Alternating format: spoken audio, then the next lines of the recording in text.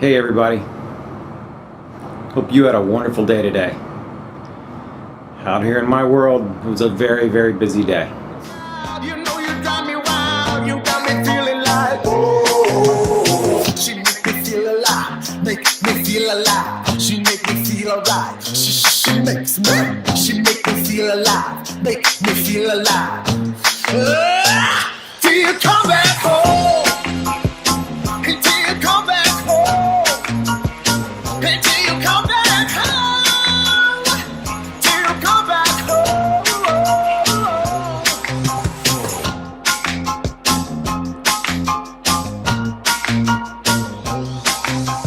Started off the day teaching a class for about 5 hours to some really good people about, how to get paid on really large loss, and some things to do on time and materials, things to do on Xactimate, labor, just like labor charges and labor dependencies and all that kind of stuff. And then I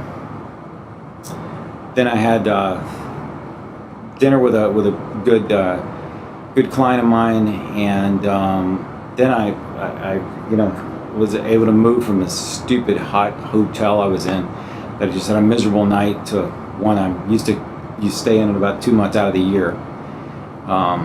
So nice to have kind of a cool night here and be able to be outside for a few minutes while I was getting ready for the grind of my evening.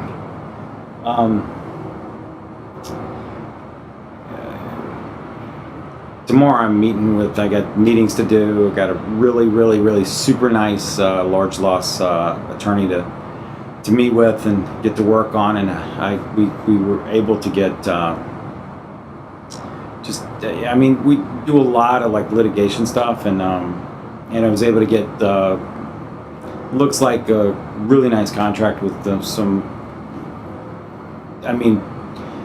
just a freaking ton of losses. A lot of they range from residential to commercial, but just a ton of them. I mean, it's about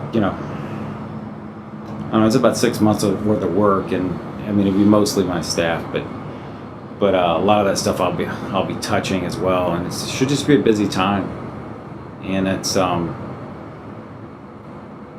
just it's good to be blessed, but at the same time, man, it's been a long hard day. I kind of see myself kind of coming and going at the same time, and you just never know what's going to come next. So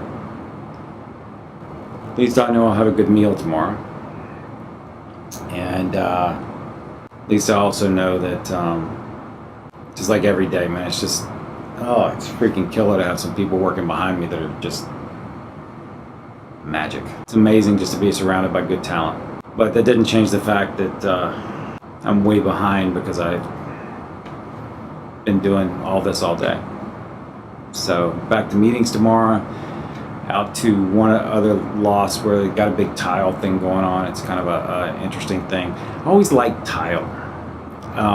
Tile is always so interesting to me because it's so often it's not matchable, or if it is matchable, we have to then go for the manner of repair as opposed to anything else. If you're just going to patch a tile roof, the manner of repair is to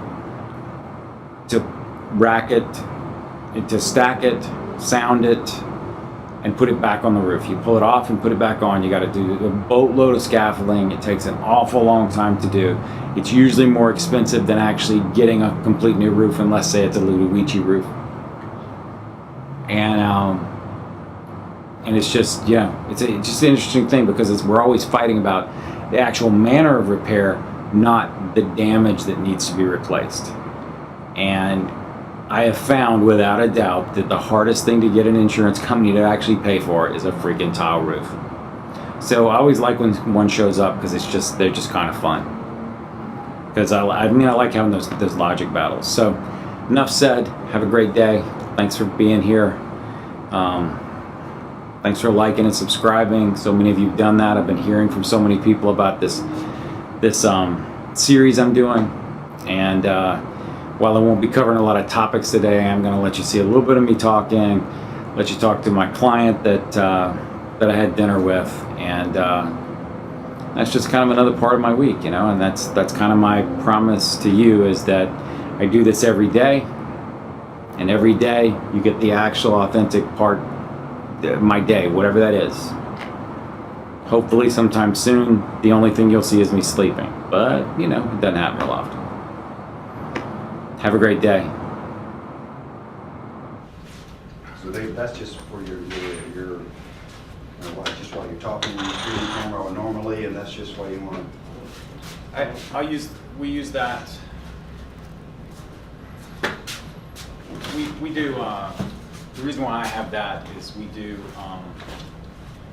some surveillance on jobs. We'll have a bunch of those or something like that, and we'll sit them all through it. We'll sit them all through a property, and we'll take a bunch of pictures of what's going on. But we do it under the auspices of the fact that we're doing a documentary on the loss. We do documentaries on large loss. We make them. It is a quite traditional documentary. You send me an email, I'll send you some of them. But they take like really big losses, and then they show. We kind of do a murder story, show how pretty it was, and how palatial it is, and how well it's cared for, and how wonderful the staff is, and how wonderful it is.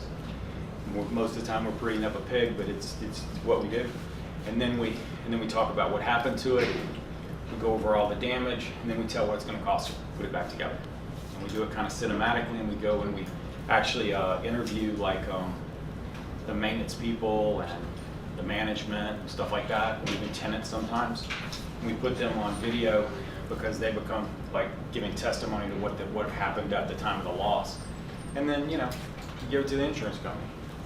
And there again, it's a shock and awe thing. It makes them just like, oh my God, they really were serious. We're not ever going to get out of this. And believe me, they do have that moment. I deal with a lot of building consultants that are on the insurance side, because essentially that's what I am as a building consultant for the White Hat side of the business.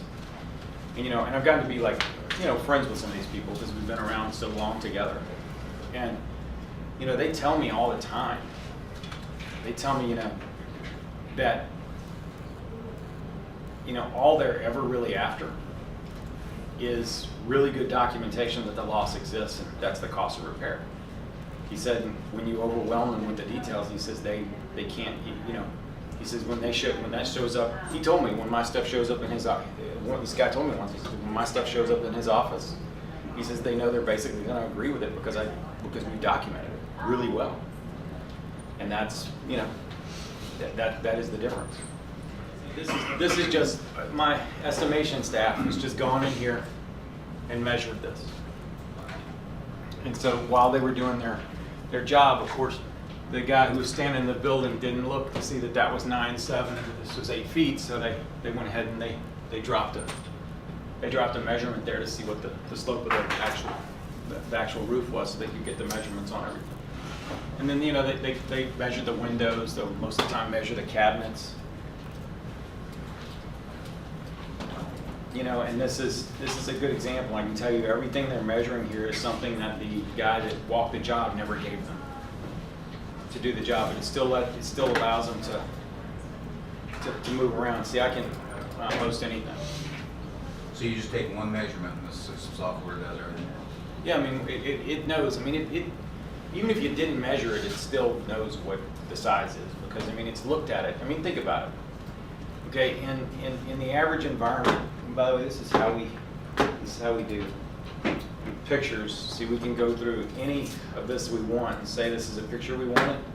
All we do is go up here and click, and now we have a picture. And now we can go back and pull the full library when we want it. I can also pull up, I can pull, I can get the best framing I want. I can back up to see, hey, I want a better look at this room, so I want to look back through here. Oh, I'm going to take a picture of that.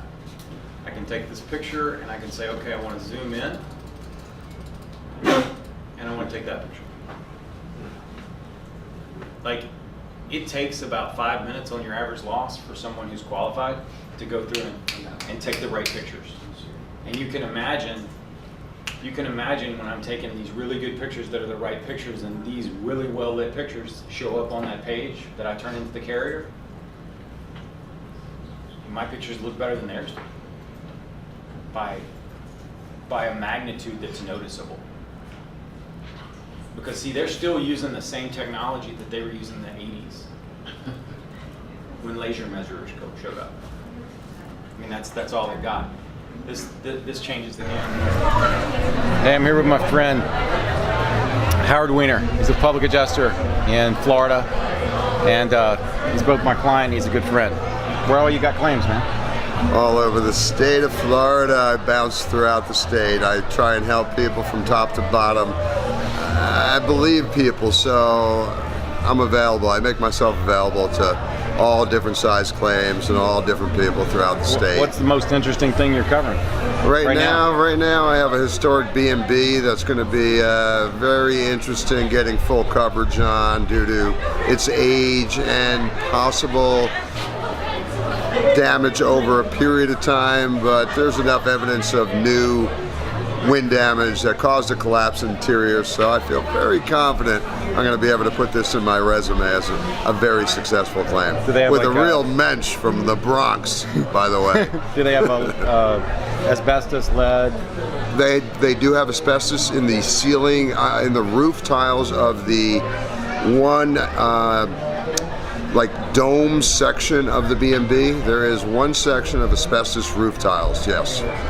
And you think it's covered? I mean, you think it's completely covered? I mean, like all the damage that you're seeing? Well, that's why I hire a large loss expert. Like, what was his name? Oh yeah, David Herring. Yeah, he's the best.